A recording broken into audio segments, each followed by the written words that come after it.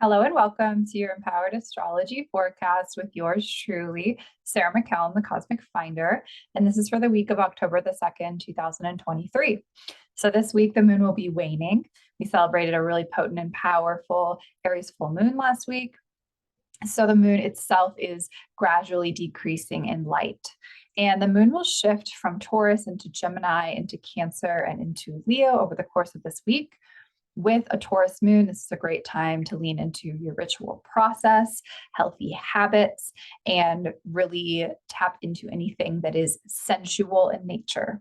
When the moon shifts into Gemini, this is a great time to practice channeled writing, divinatory writing, and anything that helps you to bring your thoughts into form. When the moon shifts into Cancer, this is a great time for nourishment. Really take stock of your emotional body and allow not only your love to radiate out to others, but also open yourself to receiving love and warmth from others. And when the moon shifts into Leo at the end of the week, this is a great time for movement. That can be sport, that can be dance, that can be a brisk walk or a hike in nature. But fire energy, and in particular, Leo energy, loves to be creatively self-expressed, and typically movement helps us all feel better when the moon is in Leo. All right, so we're going to have two different planets changing signs this week. First, we will have Mercury moving into Libra. This will happen on Wednesday the 4th. When Mercury shifts into Libra, we will notice that the way in which we communicate may be a little bit more composed, compassionate, kind. We may witness ourselves thinking about the other before we communicate, all really helpful and positive things. You want to shy away from, of course, like withholding and not speaking your truth because you don't want to offend or upset anyone else. But the mind is definitely going to be focused on creating balance, and this is very collaborative mental energy. So great time while the moon resides in Libra to connect with others, reach out to others, and collaborate. And then at the end of the week on Sunday the 8th, Venus will shift into Virgo. So our loving nature will be very focused on refinement. And it's kind of a beautiful combination of like the mind in Virgo meeting the heart with Venus. And you do want to be a little bit aware of the tendency to like overanalyze romantic connections or romantic relationships. Again, with Virgo, there is that tendency to be so much in the mental body. So with Venus and Virgo, again, really leaning into that sense of like service, like how can I be of service to my loved ones, to my romantic partner, and how does that make me feel when I open up to serving someone else? Now, at the beginning of the week on Monday, Mercury will be opposing Neptune.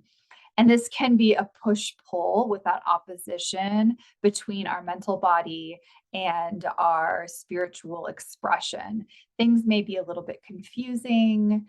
This is really a day best spent in spiritual practice, not so much in a place of like traditional work types of activities or habits. And miscommunication can be likely when Mercury opposes Neptune at the beginning of the week. And then on Tuesday, Mercury will be in a trine with Pluto. And this is going to be a really profound day to tap into underworld types of activities or practices. You may have a very beautiful connection to the underworld and awareness of the underworld. It could be a beautiful day to either give or receive some sort of a psychic offering because of that trine between, again, like our mind and our ability to heal or transform or regenerate. All right. And let's see. On Friday the 6th, we will have a last quarter moon in Cancer.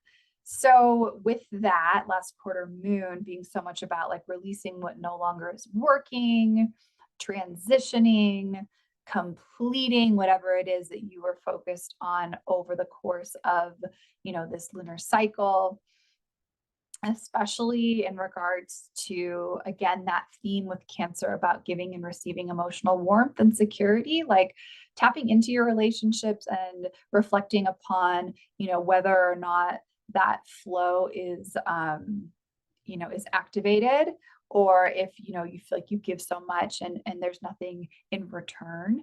And then like sending those relationships off with love if you feel like you're ready to release those dynamics. And I also did pull a card for the collective out of a new deck that I received called Soul Coaching.